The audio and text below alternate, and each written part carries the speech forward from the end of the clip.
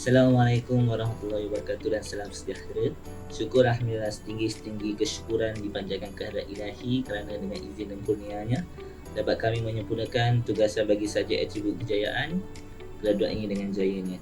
Dengan kesempatan yang ada ini, kami amat berbesar hati untuk mengucapkan jutaan terima kasih kepada Dr. Amaina binti Ibrahim selaku pensyarah kami kerana telah banyak membantu serta memberi tunjuk ajar sepanjang tempoh tugasan ini dijalankan. Dalam menjalankan tugasan ini, banyak yang telah kami lalui dan pelajari, ianya sedikit sebanyak memberi kami 1001 pengalaman yang sangat bermakna dalam proses kami menerima ilmu. Alhamdulillah juga kerana di atas kesempatan dan peluang kami dalam menyelesaikan tugasan ini, sedikit sebanyak juga dapat meningkatkan lagi maklumat dan pengetahuan kami, khususnya berkaitan tajuk tugasan kami iaitu cabaran graduan pengajian separuh masa. Baik, saya akan teruskan dengan poin saya yang seterusnya. Umumnya, kita seringkali didedahkan bahawa kaedah pengajian yang disediakan di institusi-institusi pendidikan di negara kita khas untuk pelajar lepasan SPM seperti matrikulasi, diploma, sijil tinggi pelajaran Malaysia STPM lebih tertumpu ke arah pengajian sepenuh masa, di mana pelajar akan menetap di kolej atau di kediaman masing-masing. Akan tetapi, terdapat juga pengajian separuh masa yang merupakan salah satu daripada pengajian yang ada di negara kita.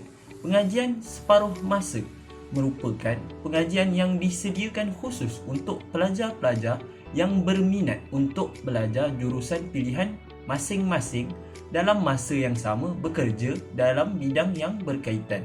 Akan tetapi, tidak semua institusi pendidikan yang menyediakan kursus untuk pengajian separuh masa. Hanya beberapa universiti yang biasanya sudah lama bertapak di negara kita sudah bersedia menyediakan kursus, bahkan fakulti khas untuk pelajar separuh masa. Antara IPT yang menyediakan kursus untuk pelajar separuh masa ialah Universiti Teknologi Malaysia ataupun UTM Space, Universiti Kebangsaan Malaysia UKM dan Open University Malaysia OUM, dan beberapa lagi institusi pendidikan kerajaan dan swasta. Program pengajian separuh masa telah digolongkan kepada 3 kategori yang berbeza. Yang pertama, semua program pasca ijazah telah dipusatkan di bawah kelolaan Sekolah Pengajian Siswazah Universiti Teknologi Malaysia. Justru itu, UTM Space secara khususnya hanya mengendalikan program pengajian separuh masa dan program pengajian jarak jauh di peringkat diploma dan ijazah sarjana muda sahaja.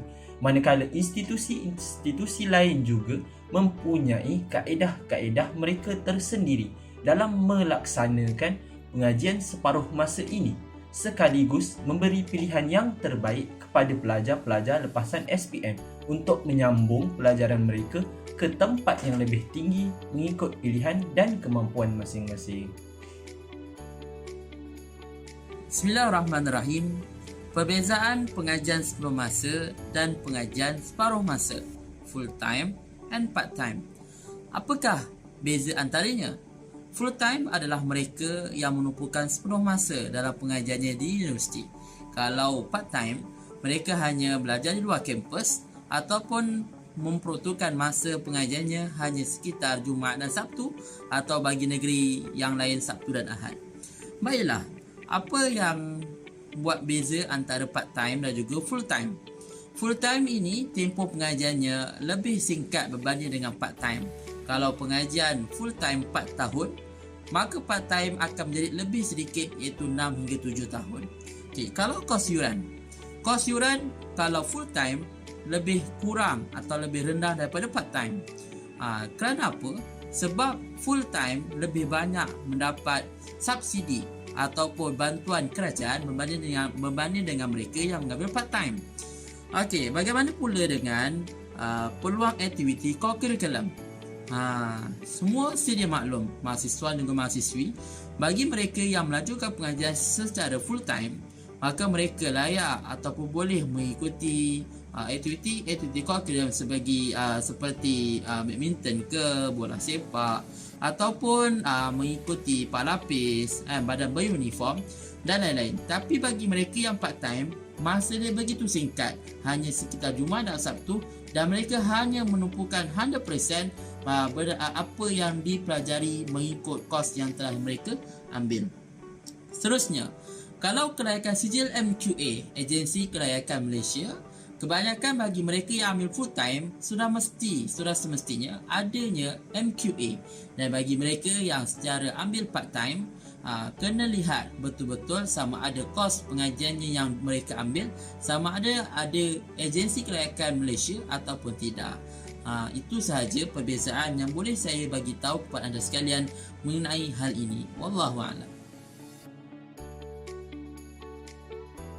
Untuk cabaran bagi pelajar ataupun graduan pengajian separuh masa, yang pertama, tempoh kelas yang amat singkat, di mana kelas pengajian hanya diadakan pada hujung minggu atau cuti sekolah bagi urusan pendidikan serta pada waktu cuti daripada hari pekerja. Yang seterusnya, kos pengajian yang agak tinggi. Kos pengajian separuh masa agak tinggi walaupun tidak menetap di kolej, sekaligus memerlukan sumber kewangan yang kukuh. Yang ketiga, komitmen yang tinggi. Memerlukan komitmen yang tinggi disebabkan masa yang sangat-sangat padat di antara waktu kerja dan waktu pengajian. Dan yang keempat, tempoh pengajian yang agak panjang. Terdapat beberapa jurusan tertentu yang tempoh pengajiannya agak panjang disebabkan jumlah kredit yang terhad bagi setiap semester. Manakala cabaran yang terakhir, tempoh menyiapkan tugasan. Tempoh menyiapkan tugasan terhad kerana 7 hari seminggu jadual dipenuhi dengan kerja dan aktiviti-aktiviti yang lain. Okey, jadi itu sahaja poin saya. Jadi saya akan teruskan dengan rakan saya yang seterusnya. Terima kasih.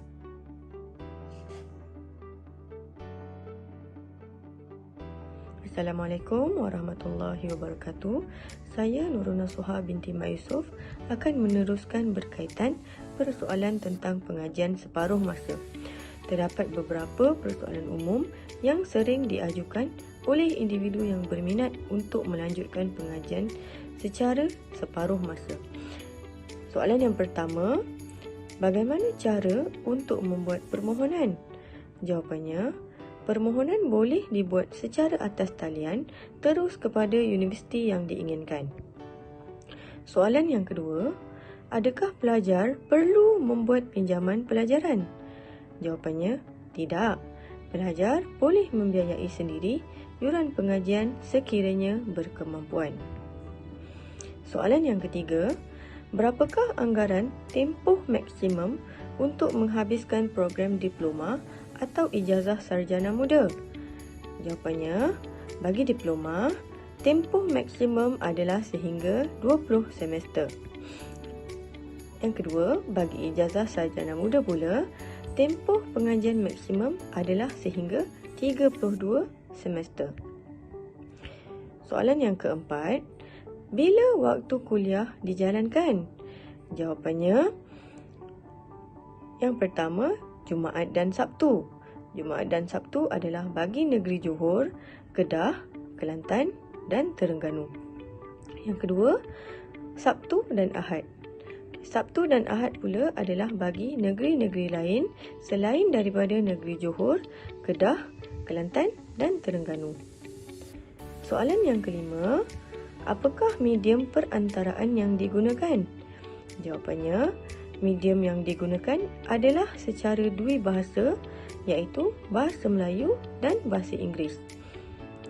Soalan yang keenam, apakah perbezaan mod program pengajian separuh masa dengan program pengajian jarak jauh? Jawapannya, program pengajian separuh masa masih memerlukan pelajar untuk menghadiri kelas mengikut ketetapan yang ditetapkan oleh pusat pengajian. Bagi program pengajian jarak jauh pula, ia dijalankan secara online. Seterusnya, kita masuk kepada senarai semak sebelum membuat keputusan untuk belajar sambil bekerja. Yang pertama, pemilihan kursus dan IPT yang bersesuaian serta mengambil kira faktor-faktor tertentu seperti mendapat akreditasi dari MQA dan JPA. Yang kedua, kenal pasti jarak perjalanan dari rumah ke kampus. Yang ketiga, persediaan mental dan fizikal penting kerana tempoh pengajian separuh masa agak lama, iaitu 3 hingga 5 tahun. Yang keempat, toleransi daripada keluarga dan pasangan serta asas kewangan yang kukuh. Dan yang terakhir, pekerja perlu memohon kebenaran majikan terlebih dahulu sebelum meneruskan pengajian secara separuh masa.